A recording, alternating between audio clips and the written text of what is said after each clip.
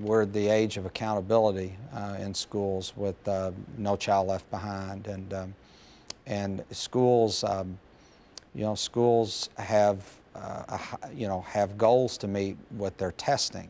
But I really feel that students, unless they feel a sense of connectedness to school, and unless they, if they don't feel a sense of belonging, they're not going to achieve at the academic level that you want them to achieve. There are a lot of things out there right now in school reform, what I call quick fix, for test scores, and those things are things that I don't feel are long-lasting or in the best interest of the school. I think that you have to lay the foundation and build the sense of community within the school and put the systems in place of how you do business and how you operate. And once that foundation is laid, the test scores will come.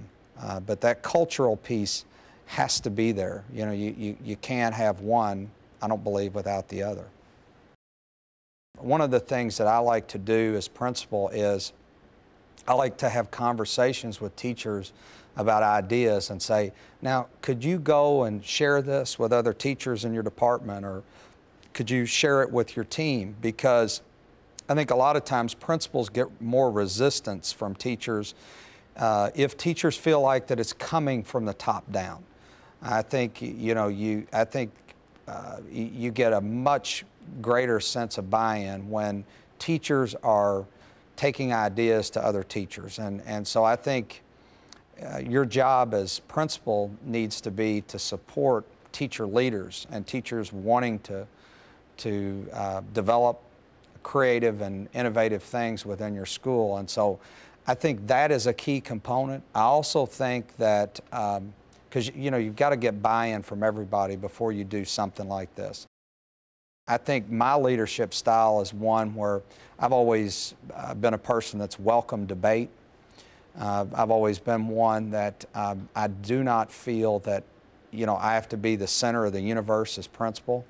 I enjoy other people stepping up and taking on the responsibilities and jobs that need to be performed in schools, because I think true greatness comes when everybody's involved, when it's a collaborative effort, and everybody feels that they're a partner in the great work, and not only staff but students as well, and parents and community members. And so I think when you get all of those pieces together, you have the ingredients, you have the recipe for great things, and that's where we're at. We're very early on in our work.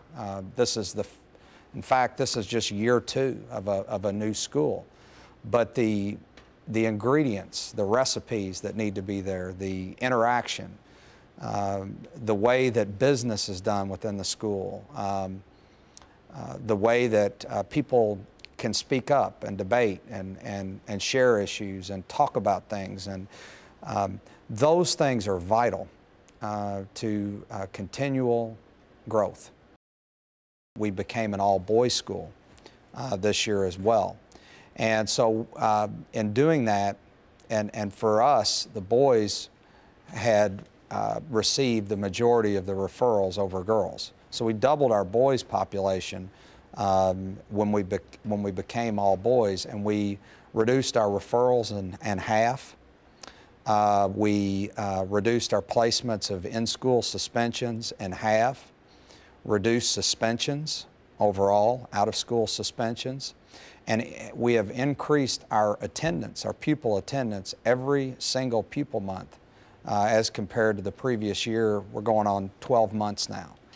So created an environment, I think, of less problems in the classroom and in the school in terms of behavior, and a sense of students wanting to be at school.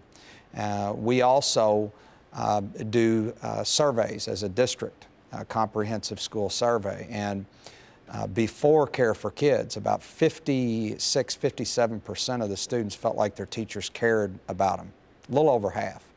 When we surveyed our boys last year, that number turned to 85%.